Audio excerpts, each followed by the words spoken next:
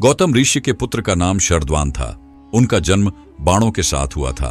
उन्हें वेदाभ्यास में जरा भी रुचि नहीं थी और धनुर्विद्या से उन्हें अत्यधिक लगाव था। वे धनुर्विद्या में इतने निपुण हो गए कि देवराज इंद्र उनसे भयभीत रहने लगे। इंद्र ने उन्हें साधना से डिगाने के लिए नामपदी नामक एक देवकन्या को उनके पास भेज दिया। उस देवकन्या के सौंदर्य के प्रभाव से कृप नामक बालक उत्पन्न हुआ और दूसरे भाग से कृपि नामक कन्या उत्पन्न हुई। कृप भी धनुर्विद्या में अपने पिता के समान ही पारंगत हुए। भीष्म जी ने इन्हीं कृप को पांडवों और कौरवों की शिक्षा दीक्षा के लिए नियुक्त किया और वे कृपाचार्य के नाम से विख्यात हुए। कृपाचार्य के द्वारा पांडवों तथा कौरवों की प्रारंभिक शिक्षा समाप्त होने के पश्चात अस्त्र शस्त्रों की विशेष शिक्षा के लिए भीष्म जी ने द्रोण नामक आचार्य को नियुक्त किया। उन्हीं दिनों परशुराम अपनी समस्त संपत्ति को ब्राह्मणों में दान करके महेंद्राचल पर्वत पर तप कर रहे थे। एक बार द्रोण उनके पास पहुंचे और उनसे दान देने का अनुरोध किया। इस पर परशुराम बोले, वत्स, तुम विलंब से आए हो। मैंने तो अपना सब कुछ पहले से ही ब्राह्मणों को दान में दे डाला है। अब मेरे पास केवल अस्त्र शस्त्र ही शेष बचे हैं। तुम चाहो तो उन्हें दान में ले सकते हो। द्रोण यही तो चाहते थे। अतः उन्होंने कहा, हे गुरुदेव, आपके अस्त्र शस्त्र प्राप्त करके मुझे अत्यधिक प्रसन्नता होगी, किंतु आपको मुझे इन अस्त्र शस्त्रों की शिक्षा दीक्षा देनी होगी तथा विधि विधान भी बताना होगा। इस प्रकार परशुराम के शिष्य बनकर द्रोण अस्त्र शस्त्रादि सहित समस्त विद्याओं के अभूतपूर्व ज्ञाता हो गए।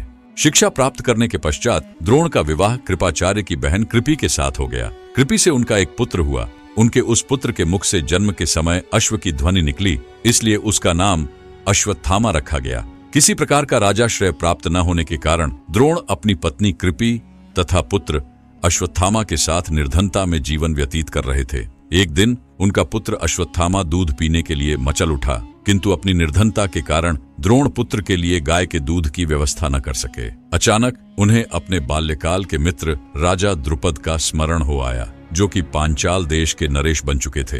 द्रोण ने द्रुपद के पास जाकर कहा, मित्र, मैं तुम्हारा सहपाठी रह चुका हूँ। मुझे दूध के लिए एक गाय की आवश्यकता है और तुमसे सहायता प्राप्त करने की अभिलाषा लेकर मैं तुम्हारे पास आया हूँ। इस पर द्रुपद अपनी पुरानी मित्रता को भूलकर और स्वयं के नरेश होने के अहंकार के वश में आकर द्रोण पर बिगड़ उठे और कहा, तुम्हें मुझको अपना मित्र बताते हुए लज्जा नहीं आती? मित्रता केवल समान वर्ग के लोगों में होती है, तुम जैसे निर्धन और मुझ जैसे राजा में नहीं। अपमानित होकर द्रोण वहां से लौट आए और कृपाचार्य के घर गुप्त रूप से रहने लगे। एक दिन युधिष्ठिर आदि राजकुमार गेंद खेल रहे थे तो उनकी गेंद एक कुएं में जा गिरी। उधर से गुजरते हुए द्रोण से राजकुमारों ने गेंद को कुएं से निकालने के लिए सहायता मांगी। द्रोण ने कहा, यदि तुम लोग मेरे तथा मेरे परिवार के लिए भोजन का प्रबंध करो तो मैं तुम्हारी गेंद निकाल दूंगा। युधिष्ठिर बोले, देव, यदि हमारे पितामह की अनुमति होगी तो आप सदा के लिए भोजन पा सकेंगे। द्रोणाचार्य ने तत्काल एक मुट्ठी सींक लेकर उसे मंत्र से अभिमंत्रित किया और एक सींक से गेंद को छेदा,